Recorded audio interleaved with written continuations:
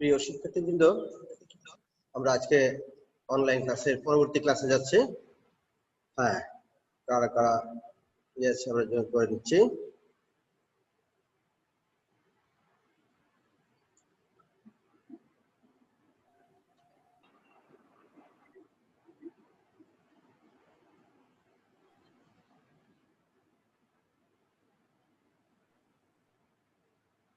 Hello, admit তো হয়ে আছে দেখছি। হ্যাঁ, শোনা যাচ্ছে? হ্যালো, জি স্যার। আচ্ছা আচ্ছা, কি অ্যাডমিট হয়ে গেছে সবাই? না, এটা কি অটো অ্যাডমিট নিল নাকি? হ্যালো হ্যালো, অ্যাডমিট কি অটো হয়ে গেল রে? আচ্ছা, আমরা পরবর্তী ক্লাসে চলে যাই। হয়ে গেছে। আচ্ছা, ঠিক আছে। হ্যাঁ, আমরা ক্লাসের আলোচনায় চলে যাই।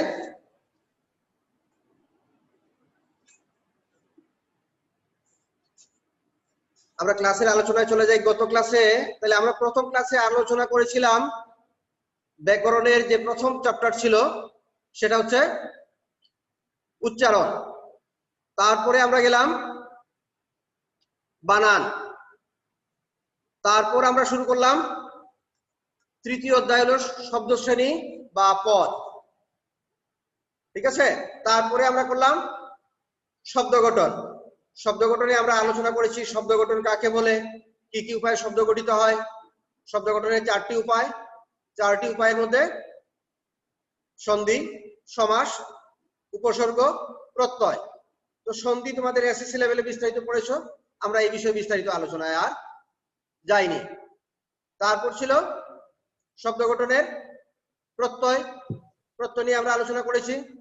সমাস নিয়ে আমরা আলোচনা করেছি এবং সমাসের এই ক্লাসগুলো আমাদের ফেসবুক পেজেও দেওয়া আছে। তোমাদের এখানে অনেক ক্লাসের সমস্যা হয়, এই ক্লাসগুলো আমাদের ফেসবুক পেজে দেওয়া আছে, পাশাপাশি ইউটিউব পেজেও দেওয়া আছে। কেমন, ওখান থেকে তোমরা এই ক্লাসগুলো দেখে নিতে পারো। আর আমরা চেষ্টা করবো এখানেও যে ক্লাসগুলো, সেই ক্লাসগুলো ভবিষ্যতে আমরা ইয়েতে দিতে পারি কিনা, ইউটিউবে দিয়ে দিতে পারি কিনা, এটা আমরা চেষ্টা করব। তো আমরা আজকে আলোচনা করব এর পরবর্তী চ্যাপ্টারের নাম হচ্ছে বাক্য গঠন। আমাদের আজকের আলোচ্য বিষয় বাক্য গঠন। তারপরের চ্যাপ্টার হচ্ছে বাক্য শুদ্ধিকরণ। বাক্য শুদ্ধিকরণের ক্লাস আমাদের ইউটিউবে দেওয়া আছে এবং তোমাদের ফেসবুক পেজেও দেওয়া আছে।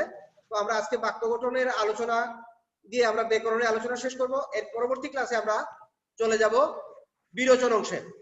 তো আমরা শুরু করছি বাক্য গঠন। হ্যাঁ, একটু খাতা কলম দাও, আমরা বলবো যে আমাদের আজকের বিষয় হচ্ছে বাক্য। বাক্য আমরা বলছি সেন্টেন্স। এবার বাক্য থেকে যে বিষয়টি আমাদের জানতে হবে যে একটি সার্থক বাক্যের কি কি গুণ থাকে। হ্যালো, শোনা যাচ্ছে? একটি সার্থক বাক্যের গুণগুলো কি কি? তাহলে আমরা জানি একটি সার্থক বাক্যের তিনটি গুণ থাকে। একটি সার্থক বাক্যের গুণ থাকবে তিনটি। এগুলো হচ্ছে আকাঙ্ক্ষা। আকাঙ্ক্ষা বানানটা ঠিক করে লিখতে হবে, সরেয়া ক আকার ও কি আকার। আকাঙ্ক্ষা, আসক্তি। আসক্তি, আসক্তি না কিন্তু আসক্তি। আর হচ্ছে যোগ্যতা। আকাঙ্ক্ষা, আসক্তি, যোগ্যতা। এই তিনটি বিষয় সংক্ষেপে আমরা একটু করে আলোচনা করি। আমরা এই বিষয়ে বিস্তৃত যাব না। তোমাদের এসএসসি লেভেলে পড়েছো আকাঙ্ক্ষা হচ্ছে এক শব্দের পর আরেকটি শব্দ শোনার ইচ্ছা। বাক্যে যদি আকাঙ্ক্ষার নিবৃত্তি না ঘটে বা আকাঙ্ক্ষার সমাপ্তি না ঘটে, তাহলে আমরা তাকে সার্থক বাক্য বলতে পারবো না। তাহলে সার্থক বাক্যের এই তিনটি গুণের একটি হচ্ছে আকাঙ্ক্ষা। যেমন আকাঙ্ক্ষার একটি ভুল বাক্যের উদাহরণ আমরা দেব, তারপর আকাঙ্ক্ষার শুদ্ধ বাক্যের উদাহরণ দেব। যেমন সে স্কুলে গিয়ে, বা সে ভাত খেয়ে, বা আমি ভাত। তারপর কিছু বললাম না, তাহলে আমি ভাত খাবো না খেয়েছি না খেতে চাই, এরকম আরো কিছু শোনার আকাঙ্ক্ষা আমাদের থেকে যায়। তাহলে আকাঙ্ক্ষা যদি থেকে যায় তাহলে বাক্য সার্থক হয় না। আকাঙ্ক্ষা সমাপ্তি ঘটাতে হয়, আকাঙ্ক্ষার নিবৃত্তি হতে হবে। আকাঙ্ক্ষা যদি নিবৃত্তি না হয় তাহলে বাক্য সার্থক হবে না। আকাঙ্ক্ষার পর হচ্ছে আসক্তি। আসক্তি হচ্ছে সুশৃঙ্খল পদবিন্যাস। সুশৃঙ্খল পদবিন্যাস, পদগুলোকে শৃঙ্খলিতভাবে সুন্দরভাবে সাজানোর নাম হচ্ছে আসক্তি। এই সাজানো যদি ভুল হয়, যেমন আমরা প্রায়শই লেখা দেখি এখানে খাঁটি গরুর দুধ পাওয়া যায়, বা ফকিরনির হাটে এক বিরাট গরু ছাগলের হাট। তাহলে এক বিরাট গরু ছাগল নয়, গরু ছাগলের এক বিরাট হাট, হাটটা বিরাট। আমরা দুধ কেনার সময় গরুটা খাঁটি এটা যাচাই করবো না, যাচাই করবো দুধটা খাঁটি কিনা। তাহলে এখানে গরু খাঁটি দুধ পাওয়া যায়, খাঁটি গরুর দুধ লিখলে এটা আসক্তি গঠিত ভুল হয়ে যাবে। তারপরের বিষয় হচ্ছে যোগ্যতা। এই কথা শোনা যাচ্ছে? এটা কিন্তু রেকর্ড হচ্ছে। তোমরা কথা বলার সময় আনমিউট করবে অথবা মিউট করে রাখো। যার যার ক্যামেরাটা মিউট করে রাখো, মাইক্রোফোনটা মিউট করে রাখো, মাইক্রোফোনে একটা কাটা দাগ আসবে, মিউট করে রাখো, তাহলে এই আওয়াজটা রেকর্ড হচ্ছে। কার কথা ওটা কিন্তু রেকর্ড হয়ে যাচ্ছে। আসক্তি মানে হচ্ছে সুশৃঙ্খল পদবিন্যাস। তারপর হচ্ছে যোগ্যতা। যোগ্যতা হচ্ছে একটি পদের পর আরেকটি পদ শোনার যে ইচ্ছা, কেমন? এটা হচ্ছে আকাঙ্ক্ষা, সুশৃঙ্খল পদবিন্যাস হচ্ছে আসক্তি, আর যোগ্যতা হচ্ছে অর্থগত এবং ভাবগত মিলবন্ধন। যোগ্যতা ইংরেজিতে কম্পেটিবিলিটি। যোগ্যতা হচ্ছে যেমন আমি বললাম যে গরু আকাশে ওড়ে, তাহলে গরুর আকাশে ওড়ার যোগ্যতা নেই, সুতরাং এটি বাক্য হবে না। কিন্তু পাখি আকাশে উড়ে, এটি যোগ্যতা। গরু ঘাস খায়, গরুর ঘাস খাওয়ার যোগ্যতা আছে, এটা যোগ্যতা। কিন্তু ঘাস গরু খায়, তাহলে ঘাসের গরুকে খাওয়ার যোগ্যতা নেই। কিন্তু যদি নাকি ঘাসকে গরু খায়, তাহলে কিন্তু এটা যোগ্যতা হয়ে যায়, আসক্তির সমস্যা হয় না। তাহলে এই যে ঘাস গরু খায়, এটা যেমন যোগ্যতার গুণ, আবার আসক্তির গুণ হতে পারে, যে আমাদের সাজানোর ভুলের কারণে তার বাক্যটা যোগ্যতা হারাচ্ছে। তাহলে এরকম একটি বিষয়ের সাথে আরেকটি বিষয় সম্পর্কযুক্ত, অর্থাৎ যে আমরা যে বাক্যটা বলবো এই বাক্যের এই শব্দগুলোর এই কাজ করার ক্ষমতা আছে কিনা। অনেক সময় কবিতায় কিন্তু বাক্যের যোগ্যতাকে আমরা অতিক্রম করি। যেমন জীবনানন্দ দাশ যখন লিখেন ঘাসের ভেতর ঘাস হয়ে জন্মায় কোনো এক ঘাস মাতার কুলে, এই বাক্য বোঝার জন্য আমাদের জন্মান্তরে বিশ্বাস করতে হবে এমন কোনো কথা নেই। অর্থাৎ এটা কবিতার কল্পনা, কল্পনায় বলা যায়, কিন্তু বাস্তব গদ্যে আমাদের এই যোগ্যতার বিষয়গুলো খেয়াল রাখতে হবে। যোগ্যতার অবস্থার পরিবর্তনে পরিবর্তিত হয়। যেমন আজকে থেকে 100 বছর আগে বা 100 বছর আগে যদি কেউ বলতো আমি আমেরিকা থেকে উড়ে আসবো, তাহলে এটা মানুষের সেই সময় সেই যোগ্যতা ছিল না। কিন্তু 1903 সালে রাইট ভ্রাতৃদ্বয় যখন উড়োজাহাজ আবিষ্কার করলো, তারপর আমরা এখন বলতে পারি সে আমেরিকা থেকে উড়ে এসেছে। তাহলে মানুষের উড়ে আসার যোগ্যতা অর্জন হয়েছে, সব বাক্যে এটা যোগ্যতা সম্পন্ন বাক্য। এরকম যোগ্যতার বিষয়টি, তাহলে মানুষের বা যে শব্দটি ব্যবহার করবো আমরা, সেই শব্দে সেই কাজ করার যোগ্যতা আছে কিনা এটা যাচাই করে আমরা দেখব এই যোগ্যতার বিষয়। এবার যোগ্যতা আরো বিভিন্ন বিষয়গুলোর উপর নির্ভর করে, নির্ভরের কারণে আমরা সেগুলো বাক্য শুদ্ধিকরণে আমরা বিস্তৃত আলোচনায় গিয়েছি, আমরা সে উঠে যাচ্ছি না। এবার আমরা যাব একটি সার্থক বাক্যে তোমাদের প্রশ্ন হতে পারে যে একটি সার্থক বাক্যে কি কি গুণ থাকতে পারে, গুণগুলো আলোচনা করো, বা বাক্যের সার্থকতা কি কি বিষয়ের উপর নির্ভর করে। আমরা বলবো যে একটি বাক্যের সার্থকতা বা সার্থক বাক্যের গুণ এই বিষয়গুলোর উপর নির্ভর করে। এই সার্থক বানানে আবার ভুল করো না, সার্থক বানানে কিন্তু কখনো নেই আকার হয় সার্থক। তাহলে সার্থক বাক্যের এই তিনটি গুণ একটু খাতায় লিখে নিও। সার্থক বাক্যের এই তিনটি গুণ, এই তিনটি গুণের অভাবে বাক্য তার সার্থকতা হারায়, বাক্য ব্যর্থ হতে পারে। আচ্ছা, এবার আমরা বাক্যের প্রকারভেদে যাব। বাক্যের প্রকারভেদে আমরা বাক্যকে প্রথমত শ্রেণীকরণ, বাক্যের শ্রেণীকরণ যদি আসে, তাহলে বাক্যের শ্রেণীকরণ করতে গিয়ে আমরা বাক্যকে কয়েকটি শ্রেণীতে ভাগ করতে পারি। সেই শ্রেণীগুলো আমরা একটু দেখব, কিসের ভিত্তিতে বাক্যের শ্রেণীকরণ হয়। বাক্যের শ্রেণীকরণে আমরা দেখছি যে বাক্য গঠন অনুসারে, বাক্য তিন প্রকার। যদি আসে পরীক্ষায় বাক্য কত প্রকার, তাহলে আমরা একটু খেয়াল করে দেখবো যে কি অনুসারে। কারণ কোনো কিছুকে শ্রেণীকরণ করতে গেলে কোনো মাধ্যম লাগে। যেমন মানুষকে যদি আমরা শ্রেণীকরণ করি জেন্ডার অনুসারে, তাহলে একরকম, ধর্ম অনুসারে একরকম, জাতীয়তা অনুসারে আরেক রকম। তো গঠন অনুসারে বাক্য হচ্ছে 3 প্রকার। এই 3 প্রকার আমরা দেখি কি কি: সরল, জটিল, আর হচ্ছে যৌগিক। সরল বাক্য ইংরেজি হচ্ছে simple, SIM, simple. Complex, simple, complex, আর এটা হচ্ছে কম্পাউন্ড। কম্পাউন্ড, সরল, জটিল, যৌগিক বা সিম্পল, কমপ্লেক্স, কম্পাউন্ড, এই 3 ভাবে আমরা বাক্যের শ্রেণীকরণ করতে পারি। গঠন অনুসারে 3 প্রকার। মানে 3 প্রকারের তোমাদের বইয়ের যে সংজ্ঞা আছে, যে বাক্যের সরল বাক্য হচ্ছে যে বাক্যে একটি মাত্র উদ্দেশ্য এবং একটি মাত্র বিধেয় থাকবে, সেটা হচ্ছে সরল বাক্য। কমপ্লেক্স হচ্ছে দুই বা ততোধিক সরল বাক্য পরস্পর সাপেক্ষভাবে, সাপেক্ষ মানে নির্ভরশীল, একটা বাক্য আরেকটা বাক্যের উপর নির্ভরশীল যদি হয় তখন তাকে বলা হয় জটিল বাক্য। আর যৌগিক বাক্য হচ্ছে পরস্পর নিরপেক্ষ দুই বা ততোধিক বাক্য বা একের অধিক বাক্য যখন সংযুক্ত হবে তখন তাকে আমরা বলছি যৌগিক বাক্য। এটি হচ্ছে বইয়ের সংজ্ঞা। এবার বিষয়টি বোঝার জন্য আমাদের যেটি বুঝতে হবে সেটি হচ্ছে, যদি আমরা ফিনিট ভার্ব দিয়ে বুঝি, পয়েন্ট ভার্ব।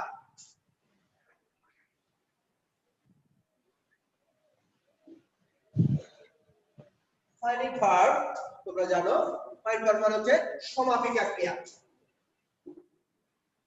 সমাপিকা ক্রিয়া, এই সমাপিকা ক্রিয়া দিয়ে আমরা খুব সহজভাবে এই বিষয়গুলো বুঝতে পারি। তাহলে সমাপিকা ক্রিয়া বোঝার জন্য আমাদের প্রথম লাগবে যে ভার্ব 2 রকম, সমাপিকা ক্রিয়া, ভার্ব বা ক্রিয়া 2 রকম, সমাপিকা ক্রিয়া আর অসমাপিকা ক্রিয়া। যে ক্রিয়া দ্বারা বাক্য সমাপ্ত হয় না সেটি হচ্ছে অসমাপিকা ক্রিয়া, যে ক্রিয়াপদ দ্বারা বাক্য সমাপ্ত হয় সেটি হচ্ছে সমাপিকা ক্রিয়া। যেমন আমি কলেজে গিয়ে হ্যান্ড স্যানিটাইজার দিয়ে হাত মুখ ধুয়ে, অফিস রুম থেকে ল্যাপটপ নিয়ে ক্লাসে এসে, এই যে এতগুলো বাক্য শব্দ বললাম, এখনো বাক্য সমাপ্ত হয়নি, কারণ ধুয়ে, নিয়ে, এসে, এগুলো প্রত্যেকটা অসমাপিকা ক্রিয়া। তাহলে এর শেষে একটি সমাপিকা ক্রিয়া লাগালে বাক্যটা সমাপ্ত হয়। অর্থাৎ যে ক্রিয়া দ্বারা বাক্য সমাপ্ত হয় তাকে বলা হয় সমাপিকা ক্রিয়া। আর যে ক্রিয়া দ্বারা বাক্য সমাপ্ত হয় না, অসমাপ্ত থেকে যায়, তাকে বলা হয় অসমাপিকা ক্রিয়া। তাহলে সমাপিকা অসমাপিকা ক্রিয়া যদি আমরা বুঝি, তাহলে এই 3টি বিষয় বোঝা আমাদের জন্য সহজ। সেটা হচ্ছে সরল বাক্যের নিচে আমরা লিখবো F1, মানে একটি মাত্র সমাপিকা ক্রিয়া। এখানে F মানে সমাপিকা ক্রিয়া। তাহলে যে বাক্যে একটি মাত্র সমাপিকা ক্রিয়া থাকে সে বাক্য যত লম্বাই হোক না কেন সেটি সরল বাক্য।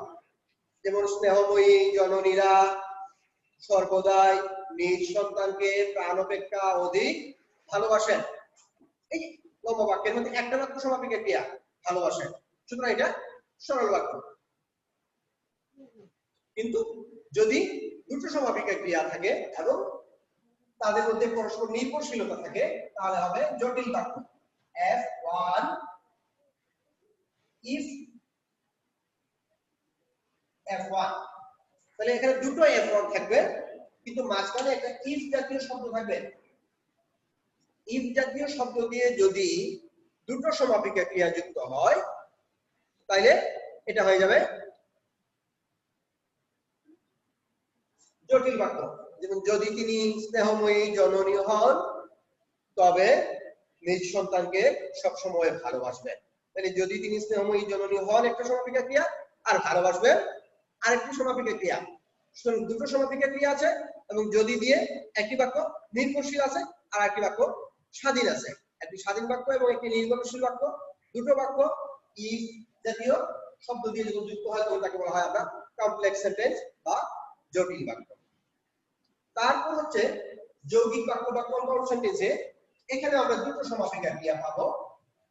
F1 এন্ড জাতীয় একটা শব্দ মাঝখানে যুক্ত হবে F1, তাহলে এই দুইটার মধ্যে দেখো দুটোই দুটো সমাপিকা ক্রিয়া থাকবে। এখানে থাকবে ইফ জাতীয় শব্দ, এখানে থাকবে এন্ড জাতীয় শব্দ। এবার এগুলোকে আমরা যদি বাংলা করি তাহলে ইফের বাংলাতে কি কি বসতে পারে আমরা এখানে লিখব যদি। এখন খাতায় লিখে নিই বিষয়গুলো। যদি, তবে, যখন, তখন, যে, সে, যারা তারা, যারা তারা, এগুলো যুক্ত হবে জটিল বাক্যে। আর কম্পাউন্ড বা যৌগিক বা কম্পাউন্ডের শেষে এন্ড আছে, তাহলে এন্ড আছে, এন্ড জাতীয় শব্দ। এবং, এবং, কিন্তু, অথবা, নতুবা, কিংবা, বা। এবং, কিন্তু, অথবা, নতুবা, কিংবা, বা, এই ধরনের শব্দ দিয়ে যখন যুক্ত হবে তখন হবে যৌগিক বাক্য।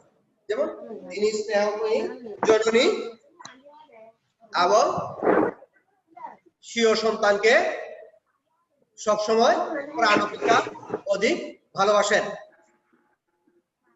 কথা বলার সময় আনমিউট করবে, অন্য সময় মিউট করে রাখবে, তাহলে তোমাদের সাউন্ডটা এখানে আসবে না।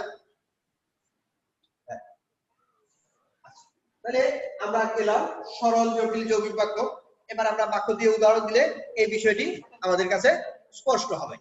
যেমন হ্যালো স্যার, এই মেয়েটা স্যার মিউট, হ্যাঁ কি স্যার? এ স্যার সবসময় স্যার মিউট করে রাখে তো স্যার ঝামেলা হয়েছে। মিউট কি? স্যার হ্যালো, মিউট করে রাখে সবসময়। হ্যাঁ হ্যাঁ হ্যাঁ, কি আমারটা স্যার শোনা একটা যাচ্ছে আনমিউট তো? করতে বলবো। আমারটা হ্যাঁ শোনা স্যার, যাচ্ছে? হ্যালো, হ্যাঁ স্যার, হ্যাঁ স্যার। হ্যাঁ আচ্ছা আচ্ছা, যাদের নিজেরটা যদি মিউট করতে না পারো তাহলে কথা না বললেই হবে। হ্যাঁ, তো আমরা দিলাম। এবার আমরা যদি একটা বাক্য দিয়ে উদাহরণ দেই, যেমন মেঘ ডাকলে ময়ূর পেখম মেলে, তাহলে ডাকলেটা অসমাপিকা ক্রিয়া, মেলেটা সমাপিকা ক্রিয়া। এটি সরল বাক্য। মেঘ ডাকলে ময়ূর পেখম মেলে, এটি একটি সরল বাক্য। এবার এটাকে যদি আমরা জটিল করি তাহলে যদি লাগাবো, যদি মেঘ ডাকে, তাহলে ডাকলেটা গেল ডাকে সমাপিকা ক্রিয়া, তবে ময়ূর পেখম মেলে, এটা হয়ে গেল জটিল বাক্য। এবার যদি আমরা যৌগিক বাক্যে যাই, মেঘ ডাকবে এবং ময়ূর পেখম মেলবে, এটা হচ্ছে যৌগিক বাক্য। হ্যাঁ, তো এভাবে আমরা সরল জটিল যৌগিকের রূপান্তর গুলো আমরা বোর্ড কোশ্চেন গুলো থেকে দেখবো, দেখে নিজেরা বাসায় প্র্যাকটিস করবো, এবং কোনোটাতে আমাদের সমস্যা হলে আমরা এই বিষয়গুলো নিয়ে আমরা কথা বলবো। এটা গেল গঠন অনুসারে বাক্যের শ্রেণী বিভাগ। তোমরা এই বিষয়গুলো প্রথমে 9-10 এর বই থেকে একটু দেখে নেবে, তারপর উচ্চ মাধ্যমিকের যে বইগুলো আছে তোমাদের সেই বইগুলো থেকে দেখবে। প্রথমে আগে 9-10 এর বই থেকে দেখে নেবে সরল জটিল যৌগিক বাক্যের বিষয়গুলো, তারপর যাবে 9-10 এর বই। এবার আমরা এই বাক্যকে আরেকভাবে বিভাজন করব।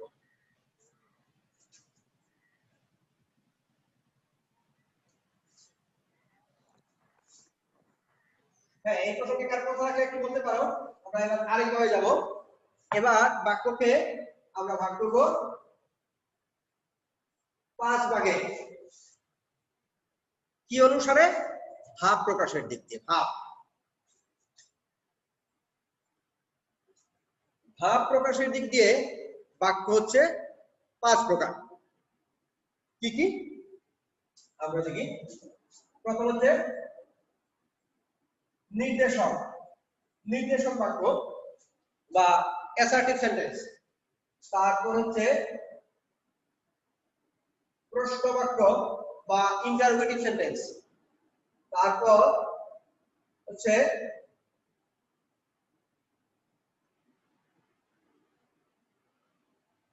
কি অনুজ্ঞা বাক্য।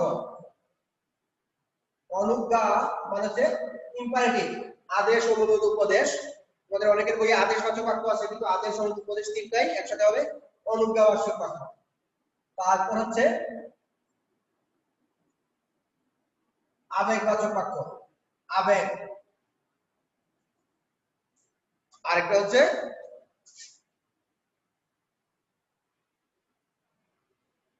আকাঙ্ক্ষাবাচক বাক্য।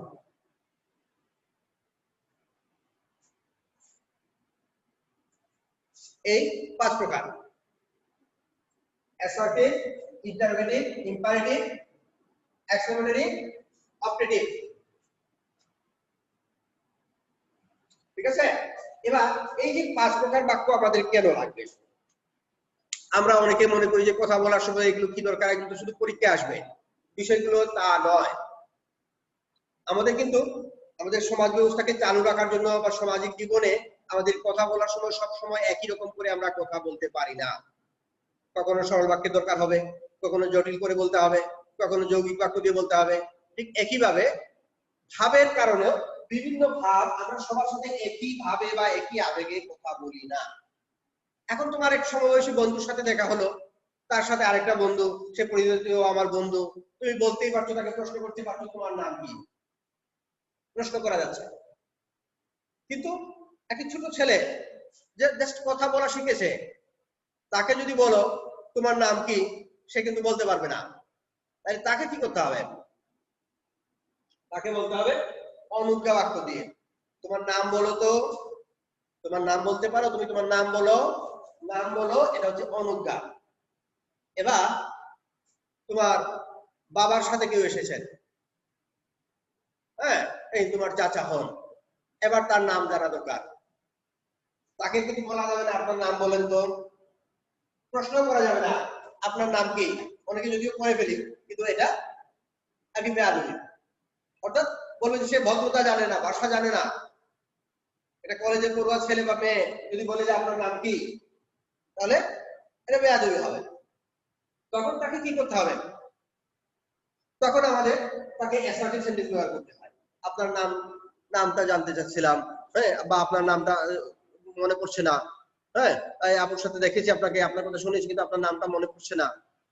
এই যে ব্যবহার, এটা হচ্ছে ভদ্রতা। তাহলে আমাদের শুধুমাত্র পরীক্ষা পাশের জন্য নয়, আমাদের বিভিন্ন সময়ে ভাষাকে বিভিন্ন ভাবে যে কথা বলতে হয়।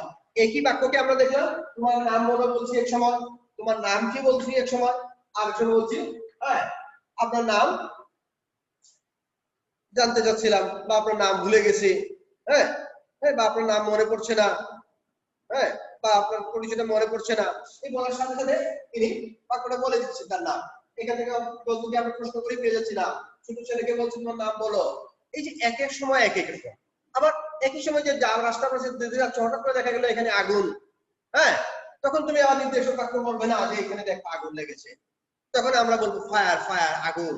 অর্থাৎ আমাদের মধ্যে একটা ইমোশন তৈরি হবে, আবেগ। হ্যাঁ, হ্যাঁ, কেউ যেন বা প্রচন্ড গরম পড়েছে, তখন আমরা বলবো না যে বৃষ্টি, এখন বৃষ্টি আসতে পারে বা বৃষ্টি আসবে, আমরা বলি এখন যদি একটু বৃষ্টি আসতো, তখন এটা হয়ে যাচ্ছে আকাঙ্ক্ষা। তাহলে একই বিষয়ে বা একই সময়ে আমরা ভাবতে ভাবতে এক এক সময় করে এক এক রকম করে যে বাক্যটি ব্যবহার করছি, এটি হচ্ছে ভাব। ভাব অনুসারে এই বাক্যে 5টি প্রকার।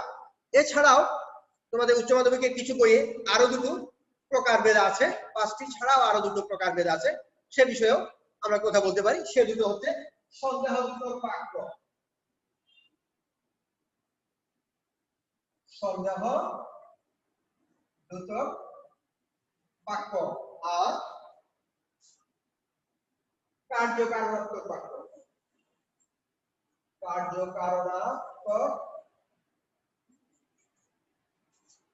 কার্যকারণাত্মক বাক্য আর সন্দেহজনক বাক্য। সন্দেহজনক বাক্য হচ্ছে সে আজ আসতে পারে, আজকে আবার বৃষ্টি হতে পারে, সে গেলেও যেতে পারে, এই কাজটি সেই করতে পারে, এটা হলো সন্দেহ করা, সন্দেহ। কার্যকারণাত্মক বাক্য, কার্যকারণ একটার কারণে একটা হয়েছে, আজকে যেহেতু প্রচন্ড গরম পড়েছে এই জন্য ফ্যান ছাড়তে হচ্ছে, সে পড়াশোনা করেছে তাই পাশ করেছে, সে যে কাজ করেছে তার ফল সে ভোগ করছে, এগুলো বলা হয় কার্যকারণাত্মক বাক্য। এগুলো এই 5টি অতিরিক্ত হিসেবে কেউ কেউ মনে করে থাকেন। তো এটা আমরা উপসংহারে লিখবো এই বিষয়গুলো। আমরা প্রাথমিকভাবে বলবো যে বাক্য এই 5 প্রকার: নির্দেশক বাক্য, প্রশ্ন বাক্য, অনুজ্ঞা বাক্য, আবেগ বাক্য এবং আকাঙ্ক্ষা সূচক বাক্য।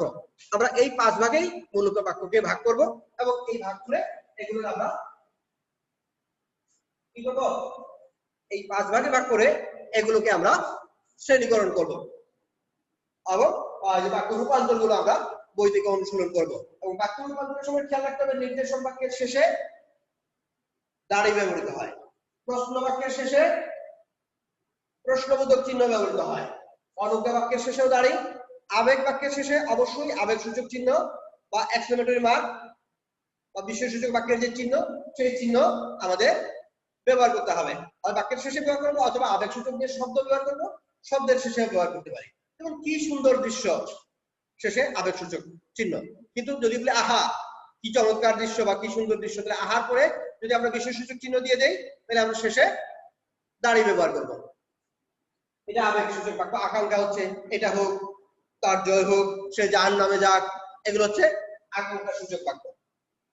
এবার এই দুটো বাক্যকে, এই নির্দেশক বাক্য এবং প্রশ্ন বাক্যকে প্রধানত আরো দুভাগে ভাগ করা যায়। যদি অনুবাদ করতেও যায়, করা এবং না করা, এটা করুন এটা করো না, এটাও হয়। তো প্রধানত এই দুটো বাক্যকে সাথে এটাকেও একটু করে নেওয়া যায়। এই দুটো বাক্যকে আবার দুই ভাগে ভাগ করা যায়। কি কি? একটা হলো অস্তিবাচক, অস্তিবাচক, আর একটা হচ্ছে নেতিবাচক। অস্তিবাচক বাক্য আর নেতিবাচক বাক্য। অস্তিবাচক মানে হা বোধক আর নেতিবাচক মানে না বোধক। যদি আমরা কোনো কাজকে বলি যেমন তিনি স্কুলে তিনি কলেজে যান, এটা অস্তিবাচক। কিন্তু এই বাক্যকে আমরা যদি নেতিবাচক করি তাহলে নিচের ক্লাসে তিনি কলেজে যান না বললে হতো। কিন্তু উচ্চ মাধ্যমিক পর্যায়ে এসে আমাদের এমন ভাবে বাক্যটাকে নেতিবাচক করতে হবে যাতে অর্থের পরিবর্তন না হয়। তাহলে তিনি কলেজে যান, তারপরে কি তিনি কলেজে না যেয়ে পারেন না, না যেয়ে পারেন না মানে যান। আচ্ছা, তাহলে অস্তিবাচক থেকে নেতিবাচক করলাম এই বাক্যটা। এবার প্রশ্নবোধক বাক্য। সে কলেজে এসেছে, এটাকে প্রশ্ন করলে সে কি কলেজে এসেছে, তাহলে সে কি কলেজে এসেছে।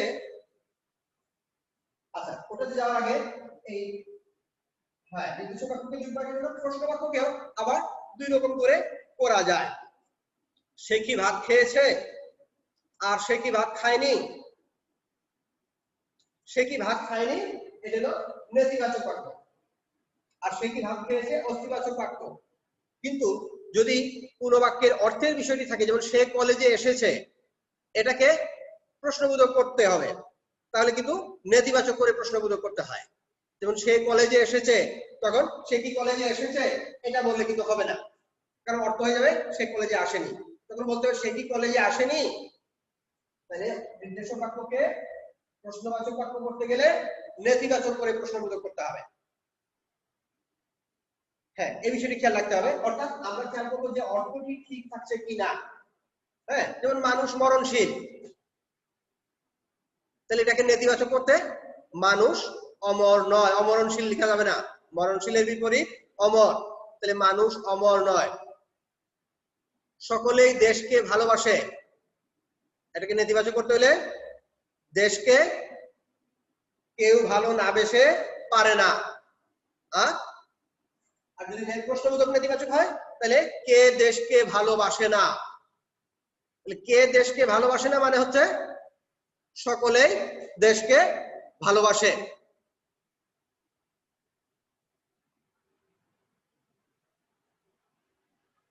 তো এই বিষয়গুলো মাথায় রেখেই আমাদের কাজগুলো করতে হবে। এবং তোমরা পরবর্তী আমাদের এই ক্লাসের টাইমটা শেষ হলো, আমরা এরপরে আবার তোমাদের পরবর্তী ক্লাস শুরু হবে।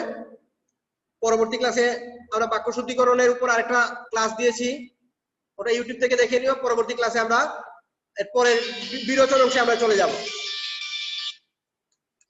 ঠিক আছে, সবাইকে ধন্যবাদ।